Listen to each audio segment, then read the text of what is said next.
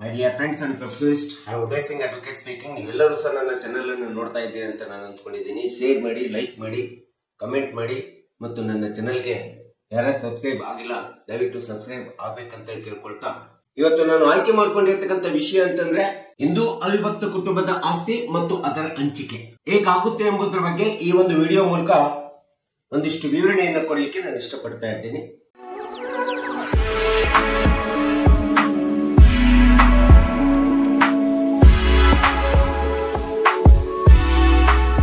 ಸಾಮಾನ್ಯವಾಗಿ ಹಿಂದೂ ಅವಿಭಕ್ತ ಕುಟುಂಬ ಅಂತ ಆಸ್ತಿ ಅಂದ ತಕ್ಷಣ ಅಥವಾ ಅವಿಭಕ್ತ ಕುಟುಂಬ ಅಂದ ತಕ್ಷಣ father, grandfather, great grandfather, ತಂದೆ, ಅಜ್ಜ ಮತ್ತು ಮುತ್ತಜ್ಜ ಇವರುಗಳಿಂದ ಗಳಿಸಿಕೊಂಡು ಬಂದಿರತಕ್ಕಂಥ 3 ಅಥವಾ 4 ತಲೆಮಾರಿನಿಂದ ಬಂದಿರತಕ್ಕಂಥ ಒಂದು ಒಟ್ಟು ಕುಟುಂಬದ ಹಿಂದೂ ಅವಿಭಕ್ತ ಕುಟುಂಬದ ಆಸ್ತಿಯನ್ನ ಸಹಜವಾಗಿ ನಾವು ಎ ಕಾಮನ್ ಆನ್ಸಿಸ್ಟ್ರಲ್ ಪ್ರಾಪರ್ಟಿ ಅಂತೇಳಿ ನಾವು ಕರಿತೀವಿ.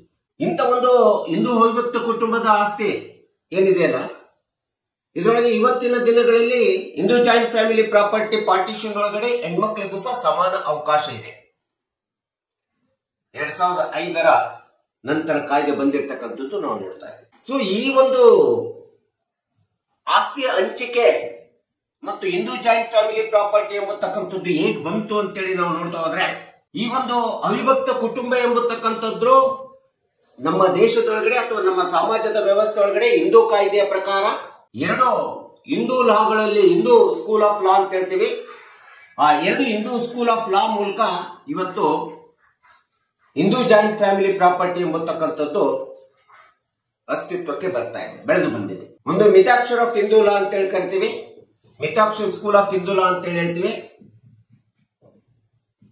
ಎರಡನೇದು ದಯಾವಾಗ್ ಸ್ಕೂಲ್ ಆಫ್ ಹಿಂದೂ ಲಾ ಅಂತ ಹೇಳಿ ನಾವು ಕರಿತೀವಿ. ಆದ್ರೆ ಇದರೊಳಗೆ ಮಿತಾಕ್ಷರ ಸ್ಕೂಲ್ ಆಫ್ ಹಿಂದೂ ಲಾದ ಪ್ರಕಾರ ಹಿಂದೂ ಜಾಯಿಂಟ್ ಫ್ಯಾಮಿಲಿ ಪ್ರಾಪರ್ಟಿ ಬೆಳೆದು ಬಂದಿರತಕ್ಕಂಥದ್ದು ಇದು ಭಾರತದ ಬಹಳಷ್ಟು ಎಲ್ಲಾ ರಾಜ್ಯಗಳಿಗೂ ಅನ್ವಯ ಆಗ್ತದೆ ಎಕ್ಸೆಪ್ಟ್ ಬೆಂಗಾಲ್ ಮತ್ತು ಅಸ್ಸಾಂಗಳಿಗೆ ಬೇಕು Mitakshara school of Hindu law. So ಈ ರೀತಿ ಮಿತಾಕ್ಷರ ಸ್ಕೂಲ್ ಆಫ್ ಹಿಂದೂ ಲಾ ಎಂಬುದರ ಮೂಲಕ ಹಿಂದೂ ಜಾಯಿಂಟ್ ಫ್ಯಾಮಿಲಿ ಪ್ರಾಪರ್ಟಿ ಅಂತೇಳಿ ನಾವು ಬೆಳೆಸ್ಕೊಳ್ತಾ ಬಂದಿದ್ದೀವಿ. ಹಿಂದೂ ಅವಿಭಕ್ತ ಕುಟುಂಬದೊಳಗಡೆ ಹಿಂದೂ ಜಾಯಿಂಟ್ ಫ್ಯಾಮಿಲಿ ಪ್ರಾಪರ್ಟಿ ಹುಟ್ಟಿದಾಗಿನಿಂದ ಪ್ರತಿಯೊಂದು ಕುಟುಂಬದಲ್ಲಿ ಹುಟ್ಟಿದಾಗಿನಿಂದ ಇರ್ತಕ್ಕಂಥ ಪ್ರತಿಯೊಬ್ಬ ಸದಸ್ಯನಿಗೂ ಸಹ ಈ ಒಟ್ಟು ಕುಟುಂಬದ ಆಸ್ತಿ ಒಳಗಡೆ ಜಾಯಿಂಟ್ ಫ್ಯಾಮಿಲಿ ಪ್ರಾಪರ್ಟಿ ಒಳಗಡೆ ಹಕ್ಕನ್ನು ಹುಟ್ಟಿದಾಗಿನಿಂದ ಪಡೆದಿರ್ತಾರೆ. ಅದು ಗಂಡು ಮಗು ಇರ್ಬೋದು ಅಥವಾ ಹೆಣ್ಮಗು ಇರ್ಬೋದು.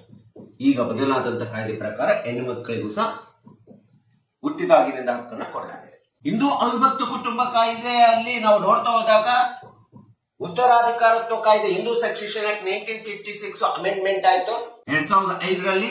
ಈ ರೀತಿ 2005ರಲ್ಲಿ ಅಮೆಂಡ್ಮೆಂಟ್ ಆಗಿರ್ತಕ್ಕಂಥ ಹಿಂದೂ ಸಕ್ಸೆಷನ್ ಆಕ್ಟ್ ಪ್ರಕಾರ ಇವತ್ತು ಹಿಂದೂ ಅನ್ಡಿವಿಡೆಡ್ ಫ್ಯಾಮಿಲಿ ಪ್ರಾಪರ್ಟಿ ಇರ್ಬೋದು, ಹಿಂದೂ ಜಾಯಿಂಟ್ ಫ್ಯಾಮಿಲಿ ಪ್ರಾಪರ್ಟಿ ಇರ್ಬೋದು, ಇಂಥ ಒಂದು ಪಿತ್ರಾರ್ಜಿತ ಆಸ್ತಿ ಅಂತ ಹೇಳಿದ್ರೆ ಈ ಪಿತ್ರಾರ್ಜಿತ ಆಸ್ತಿ ಮೇಲೆ ಇವತ್ತಿನ ದಿನಗಳಲ್ಲಿ ಪ್ರಸ್ತುತವಾಗಿ ಗಂಡು ಮಕ್ಕಳಿಗೆ ಸಮಾನವಾಗಿ ಹೆಣ್ಮಕ್ಳು ಸಹ ಆಸ್ತಿಯನ್ನ ಪಡ್ಕೊಳ್ಳಿಕ್ಕೆ ಹಕ್ಕಿದೆ ಅಂತೇಳಿ ನಾವು ಹಿಂದೂ ಜಾಯಿಂಟ್ ಫ್ಯಾಮಿಲಿ ಪ್ರಾಪರ್ಟಿ ಆಸ್ತಿ ಹಂಚಿಕೆಯಲ್ಲಿ ನಾವು ಹೇಳ್ತಾ ಇದ್ದೀವಿ. ಇದು ವಿಶೇಷವಾಗಿ ಮಿತಾಕ್ಷರ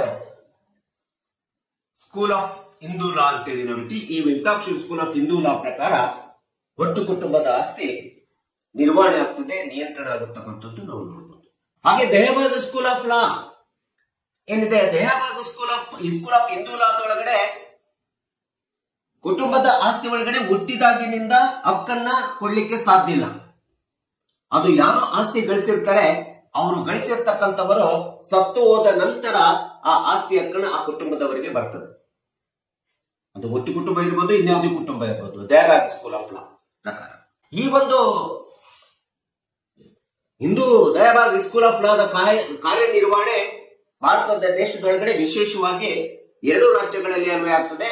ಅದು ಅಸ್ಸಾಂ ಮತ್ತು ಬೆಂಗಾಲ್ ರಾಜ್ಯಗಳಿಗೆ ಮಾತ್ರ ಸೀಮಿತವಾಗಿದೆ.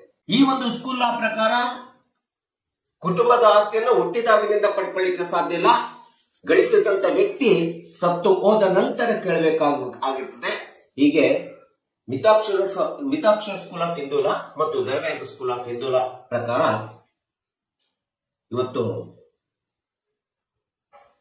Hindu joint family property and partition ಎಂಬತಕ್ಕಂಥದ್ದನ್ನು ನಾವು ನೋಡ್ತಾ ಇದ್ದೀವಿ. ಆದರೆ ಭಾರತದೊಳಗೆ ಬಹಳಷ್ಟು Hindu joint family property and its partition ಎಂಬತಕ್ಕಂಥದ್ದನ್ನ ಮಿತಾಕ್ಷರ ಹಿಂದೂ ಲಾ ಪ್ರಕಾರ 3 ವಿಧಗಳಲ್ಲಿ ನಾವು ವಿಂಗಡಣೆ ಮಾಡ್ತಾ ಇದೀವಿ, ಹಂಚಿಕೆಯನ್ನು ಮಾಡ್ತಾ ಇದೀವಿ.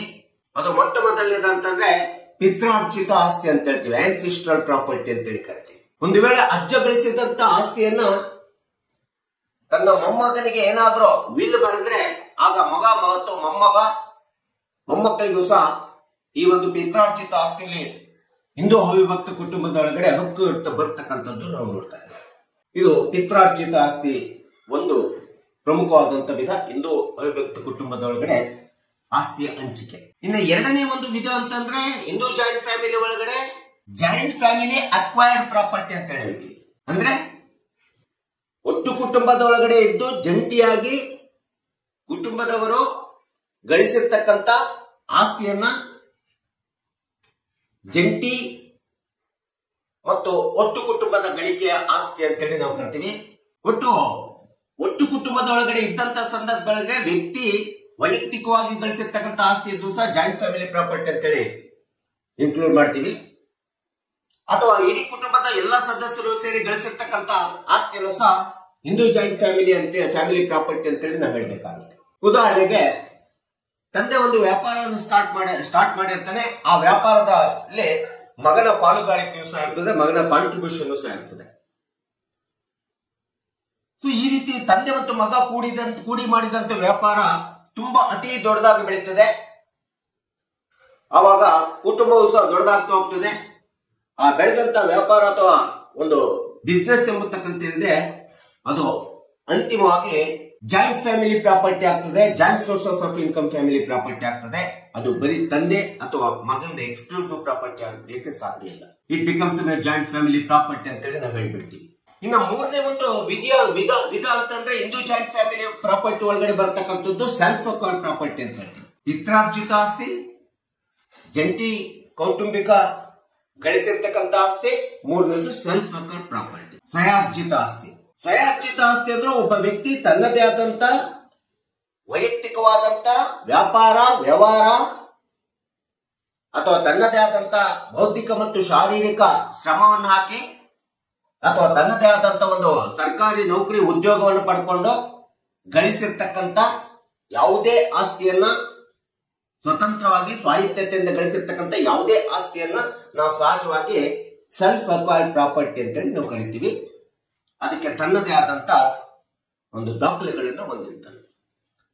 ಸರ್ಕಾರಿ ಉದ್ಯೋಗದಲ್ಲಿ ಇದ್ದಂತರಿಗಂತೂ ಅದು ಸ್ಪಷ್ಟವಾಗಿ ಸೆಲ್ಫ್ ಅಕ್ವೈರ್ಡ್ ಪ್ರಾಪರ್ಟಿ ಅಂತೇಳಿ ನಾವು ಕರಿತೀವಿ. ಸೊ ಇಂಥ ಒಂದು ಸೆಲ್ಫ್ ಅಕ್ವೈರ್ಡ್ ಪ್ರಾಪರ್ಟಿಯನ್ನ ಕೆಲವೊಂದು ಸಂದರ್ಭದಲ್ಲಿ ನಾವು ಅದನ್ನು ಹಿಂದೂ ಜಾಯಿಂಟ್ ಫ್ಯಾಮಿಲಿ ಪ್ರಾಪರ್ಟಿ ಅಂತೇಳಿ ಸಹ ನಾವು ಕರೀಲಿಕ್ಕೆ ಸಾಧ್ಯತೆ ಉಂಟು. ಅದನ್ನು ಹಿಂದೂ ಜಾಯಿಂಟ್ ಫ್ಯಾಮಿಲಿ ಪ್ರಾಪರ್ಟಿ ಅಂತೇಳಿ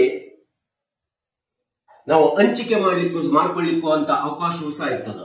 ಅದು ಯಾವಾಗ ಅಂದ್ರೆ ಒಂದು ಕುಟುಂಬದವರು ಅಣ್ಣ ತಮ್ಮ ಅಕ್ಕ ತಂಗಿ ಅಥವಾ ಚಿಕ್ಕಪ್ಪ ದೊಡ್ಡಪ್ಪ ಇವರೆಲ್ಲರೂ ಸಹ ಒಂದೇ ಸೂರಿನ ಅಡಿನೊಳಗಡೆ, ಒಂದೇ ಕುಟುಂಬದ ಅಡಿ ಒಳಗಡೆ ಅಥವಾ ಒಂದೇ ಸೂರಿನ ಅಡಿ ಒಳಗಡೆ ವಾಸಿಸುತ್ತಿದ್ದು ತಮ್ಮದೇ ಆದಂತ ವ್ಯಾಪಾರ ನೌಕರಿ ಎಂಪ್ಲಾಯ್ಮೆಂಟ್ ಮಾಡ್ಕೊಳ್ತಾ ಇದ್ದು, ಆ ರೀತಿ ಮಾಡ್ಕೊಳ್ತಾ ಇದ್ದಂತ ಒಂದೇ ಸೂರಿನ ಒಳಗಡೆ ಬದುಕಿಕೊಂಡು ಅಲ್ಲಿ ಉದ್ಯೋಗ ಮಾಡಲಿ, ನೌಕರಿ ಮಾಡಲಿ, ವ್ಯಾಪಾರ ಮಾಡಲಿ, ಆ ಗಳಿಸಿದಂತ ಆಸ್ತಿ ಒಟ್ಟು ಕುಟುಂಬದೊಳಗಡೆ ಗಳಿಸಿದಂತ ಆಸ್ತಿಯನ್ನ ನಾವು ಸಹಜವಾಗಿ ಡಾಕ್ಟ್ರಿನ್ ಆಫ್ ಬ್ಲೆಂಡಿಂಗ್ ಪ್ರಾಪರ್ಟಿ ಅಥವಾ ಬ್ಲೆಂಡೆಡ್ ಪ್ರಾಪರ್ಟಿ ಅಂತ ಹೇಳ್ತೀವಿ.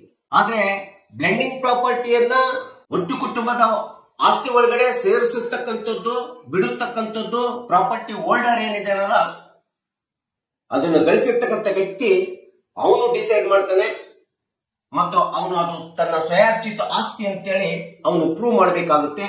ಪ್ರೂವ್ ಮಾಡದೆ ಇಲ್ಲ ಅಂದಾಗ ಅಥವಾ ಅದನ್ನು ಸೇರಿಸಲಿಕ್ಕೆ ಇಷ್ಟಪಟ್ಟಿಲ್ಲ ಅಂತೇಳಿ ಬಂದಂತ ಸಂದರ್ಭದೊಳಗಡೆ ಅದು ಮತ್ತೆ ಜಾಯಿಂಟ್ ಫ್ಯಾಮಿಲಿ ಪ್ರಾಪರ್ಟಿ ಆಗೋದಿಲ್ಲ, ಸ್ವಯಾರ್ಜಿತ ಆಸ್ತಿ ಆಗ್ತದೆ. ಉದಾಹರಣೆಗೆ ಅಂದ್ರೆ ಎಲ್ಲರೂ ಅಣ್ಣ ತಮ್ಮಗಳು ಎಲ್ಲ ಕೂಡಿರ್ತಾರೆ, ಒಂದು ಸೂರ್ಯನ ಅಡಿಯಲ್ಲಿ ಇರ್ತಾರೆ. ಕೆಲವರು ಏನ್ ಮಾಡ್ತಾರೆ, ನೌಕರಿ ಮಾಡ್ಕೊಂಡು ಹೊರಗಡೆ ಬೇರೆ ಕಡೆ ಎಲ್ಲೋ ನೌಕರಿ ಮಾಡ್ಕೊಳ್ತಾ ದುಡ್ಕೊಳ್ತಾ ಇರ್ತಾರೆ. ಆ ರೀತಿ ತನ್ನದೇ ಆದಂತ ಸರ್ಕಾರಿ ಉದ್ಯೋಗ ಮಾಡಿ ಗಳಿಸಿರ್ತಕ್ಕಂಥ ಆಸ್ತಿ ಏನಿದೆಯಲ್ಲ ಅದು ಡಾಕ್ಟ್ರಿನ್ ಆಫ್ ಬ್ಲೆಂಡಿಂಗ್ ಪ್ರಾಪರ್ಟಿ ಆಗೋದಿಲ್ಲ, ಅದು ಸ್ಪಷ್ಟವಾಗಿ ಸ್ವಯಾರ್ಜಿತ ಆಸ್ತಿ ಆಗುತ್ತೆ, ಸೆಲ್ಫ್ ಅಕ್ವೈರ್ಡ್ ಪ್ರಾಪರ್ಟಿ ಆಗ್ತದೆ. ಇದು ಸೆಲ್ಫ್ ಅಕ್ವೈರ್ಡ್ ಪ್ರಾಪರ್ಟಿಗೂ ಮತ್ತು ಜಾಯಿಂಟ್ ಫ್ಯಾಮಿಲಿ ಪ್ರಾಪರ್ಟಿಗೆ ಇರ್ತಕ್ಕಂಥ ಒಂದು ಸ್ಪಷ್ಟ ವ್ಯತ್ಯಾಸ. ಸೊ ಇನ್ನು ಜಾಯಿಂಟ್ ಫ್ಯಾಮಿಲಿ ಪ್ರಾಪರ್ಟಿ ಹೇಗೆ ಹಂಚಿಕೆ ಆಗ್ತಾ ಹೋಗ್ತದೆ ಅಂತೇಳಿ ನಾವು ನೋಡ್ತಾ ಹೋದಾಗ 2005ಕ್ಕಿಂತ ಮುಂಚೆ ಯಾವುದೇ ಒಂದು ಅವಿಭಕ್ತ ಕುಟುಂಬದ ಆಸ್ತಿ ಹಂಚಿಕೆ ಸರ್ವೈವರ್ಶಿಪ್ ಮೇಲೆ ಹೋಗ್ತಾ ಇತ್ತು. ಸರ್ವೈವರ್ಶಿಪ್ ಅಂತಂದ್ರೆ ಬರೀ ಗಂಡು ಮಕ್ಕಳಿಗಷ್ಟೇ ಹಕ್ಕಿತ್ತು, ಹೆಣ್ಣು ಮಕ್ಕಳಿಗೆ ಹಕ್ಕು ಇರಲಿಲ್ಲ 2005ಕ್ಕಿಂತ ಮುಂಚೆ, ಬಿಫೋರ್ 2005. ಇನ್ನು ಎರಡನೇ ಅಂಶದ ಪ್ರಕಾರ ಈ ಒಟ್ಟು ಕುಟುಂಬದ ಆಸ್ತಿ ಹಂಚಿಕೆ ಟೆಸ್ಟಮೆಂಟರಿ ಸಕ್ಸೆಷನ್ ಅಂತ ಹೇಳ್ತೀವಿ. ಆಫ್ಟರ್ 1956 1956ರ ನಂತರ ಯಾರಾದ್ರೂ ನಮ್ಮ ಹಿರಿಯರು ಈ ಒಟ್ಟು ಕುಟುಂಬದ ಆಸ್ತಿ ಒಳಗಡೆ ವಿಲ್ ಮಾಡಿ ಹೋಗಿದ್ರೆ ಅಥವಾ ಇಚ್ಛಾಪತ್ರವನ್ನ ಮಾಡಿ ಹೋಗಿದ್ರೆ ಅದ್ರ ಮೂಲಕ ಆಸ್ತಿಯನ್ನ ಹಂಚಿಕೆ ಮಾಡಬಹುದಾಗಿತ್ತು. ಇದು ಎರಡನೇ ಅಂಶ. ಇನ್ನು ಮೂರನೇದಂತಂದ್ರೆ 2005ರ ನಂತರ ಯಾವುದೇ ಪಿತ್ರಾರ್ಜಿತ ಆಸ್ತಿ ಆಗ್ಲಿ ಅಥವಾ ಹಿಂದೂ ಅವಿಭಕ್ತ ಕುಟುಂಬದ ಆಸ್ತಿ ಆಗ್ಲಿ ಹಂಚಿಕೆ ಆಗಿರ್ತಕ್ಕಂಥದ್ದು ಬೈ ಬರ್ತ್ ಅಂತ ಹೇಳ್ತೀವಿ. ಅದು ಟು ದ ಕಪಾರ್ಸ್ನರಿ ಲಾ. ಹುಟ್ಟಿದಾಗಿನಿಂದ 2005ರ ನಂತರ ಹಿಂದೂ ಉತ್ತರಾಧಿಕಾರತ್ವ ಕಾಯ್ದೆ 1956ಕ್ಕೆ ತಿದ್ದುಪಡಿ ತಂದ್ಬಿಟ್ಟು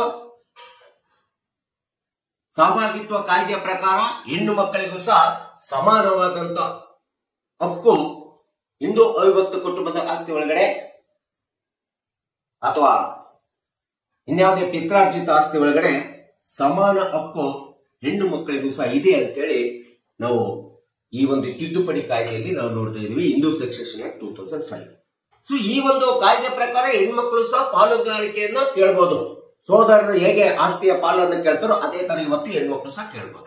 ಸೊ ಈ ರೀತಿ ಆಸ್ತಿ ಕೇಳ್ಬೇಕಾದ್ರೆ ಅವರು ವಿವಾಹವಾಗದೇ ಇರ್ಲಿ ಅಥವಾ ಆಗಿರ್ತಕ್ಕಂಥ ಹೆಣ್ಮಕ್ಳು, ವಿವಾಹವಾದಂತ ಹೆಣ್ಮಕ್ಳು ಸಹ ಕೇಳ್ಬೋದು.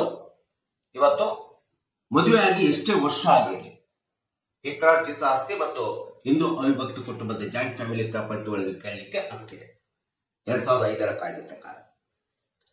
ಆದ್ರೆ ಈ ರೀತಿ ಹೆಣ್ಮಕ್ಳು ಗಂಡು ಮಕ್ಕಳಿಗೆ ಅಣ್ತಮ್ಮಗಳಿಗೆ ಸಮಾನವಾಗಿ ಆಸ್ತಿ ಕೇಳಬೇಕಾದ್ರೆ ಆ ಒಟ್ಟು ಕುಟುಂಬದ ಹಿಂದೂ ಅವಿಭಕ್ತ ಕುಟುಂಬದಲ್ಲಿ ಆಗು ಹೋಗತಕ್ಕಂತ ವ್ಯಾಪಾರಗಳಿಗೆ, ವ್ಯವಹಾರಗಳಿಗೆ ಮತ್ತು ಅಲ್ಲಿರ್ತಕ್ಕಂಥ ಲಯಬಿಲಿಟೀಸ್ ಏನಿದೆ, ಸಾಲಗಳೇನಿದಾವೆ, ಆ ಎಲ್ಲ ಸಾಲಗಳಿಗೆ ಲಯಬಿಲಿಟೀಸ್ ಗಳಿಗೂ ಸಹ ಸಮಾನ ಆಸ್ತಿಯ ಜೊತೆಗೆ ಸಮಾನವಾದಂತ ಸಾಲದ ಜವಾಬ್ದಾರಿಗಳನ್ನು ಸಹ ಹೆಣ್ಮಕ್ಳು ಹೊರಬೇಕಾಗುತ್ತೆ. ಸಮಾನ ಆಸ್ತಿ ಸಮಾನ ಸಾಲವನ್ನು ಸಹ ತೆಗೆದುಕೋಬೇಕಂತೇಳಿ ಈ ಒಂದು 2005ರ ತಿದ್ದುಪಡಿ ಕಾಯ್ದೆ ಸ್ಪಷ್ಟವಾಗಿ ಹೇಳಿರ್ತಕ್ಕಂಥದ್ದು ನಾವು ನೋಡ್ತಾ ಇದ್ದೀವಿ. ಸೊ ಇದು ಪಿತ್ರಾರ್ಜಿತ ಮತ್ತು ಹಿಂದೂ ಜಾಯಿಂಟ್ ಫ್ಯಾಮಿಲಿಯಲ್ಲಿ ಪ್ರಾಪರ್ಟಿ ಪಾರ್ಟಿಷನ್ ಆಗುವಂತ ಒಂದು ವಿಧಿ. ಇನ್ನು ಸೆಲ್ಫ್ ಒಕ್ಕರ್ ಪ್ರಾಪರ್ಟಿ ಅಂತ ಹೇಳ್ತೀವಿ. ಒಬ್ಬ ವ್ಯಕ್ತಿ ತಾನೇ ಸ್ವತಃ ಗಳಿಸಿರ್ತಕ್ಕಂಥ, ತಂದೆ ನೌಕರಿ ಮಾಡಿ ಇನ್ಯಾವುದೇ ಅಂಶದಿಂದ ಸ್ವತಃ ಗಳಿಸಿರ್ತಕ್ಕಂಥ ಆಸ್ತಿ ಇದ್ದಾಗ ಅದು ಹೇಗೆ ಹಂಚಿಕೆ ಆಗ್ತದೆ, ಈ Mitakshara of Hindu school of ಲಾ ಪ್ರಕಾರ ನಾವು ನೋಡ್ತೇವೆ ಹೇಗೆ ಹಂಚಿಕೆ ಆಗ್ತದೆ ಅಂತಂದ್ರೆ, ಹಿಂದೂ ಸಕ್ಸೆಷನ್ ಆಕ್ಟ್ ಸೆಕ್ಷನ್ 6 ಹೆಣ್ಮಕ್ಳಿಗೆ ಆಸ್ತಿ ಕೊಡ್ಬೇಕಂತೇಳಿ ಹೇಗೆ ತಿದ್ದುಪಡಿ ತಂದಿದ್ದಾರೋ ಹಾಗೆ ಸೆಕ್ಷನ್ 88 ಅನ್ನು ಸಹ ತಿದ್ದುಪಡಿ ತಂದಿದ್ದಾರೆ. ಸ್ವಯಾರ್ಜಿತ ಆಸ್ತಿಯನ್ನ ಹೇಗೆ ಹಂಚಿಕೆ ಮಾಡ್ಕೋಬೇಕು, ಸ್ವಂತ ತಂದೆ ಗಳಿಸಿದ್ದ ಆಸ್ತಿ 4 ಜನ ಮಕ್ಕಳು 4 ಜನ ಹೆಣ್ಮಕ್ಳು ಇರ್ತಾರೆ, ಹೇಗೆ ಹಂಚಿಕೆ ಮಾಡ್ಕೋಬೇಕಂತಂದ್ರೆ, ಒಂದು ವೇಳೆ ಮಕ್ಕಳಿಲ್ಲ ಅಂತಂದ್ರೆ ಹೇಗೆ ಹಂಚಿಕೆ ಆಗ್ಬೇಕಂತೇಳಿ ಬಂದಂತ ಸಂದರ್ಭದೊಳಗಡೆ ಮೊಟ್ಟ ಮೊದಲನೇದಾಗಿ ಫಸ್ಟ್ ಕ್ಲಾಸ್ ಲೀಗಲ್ ಏರ್ಸ್ ಅಂತೇಳಿ ಹೇಳ್ತಾರೆ.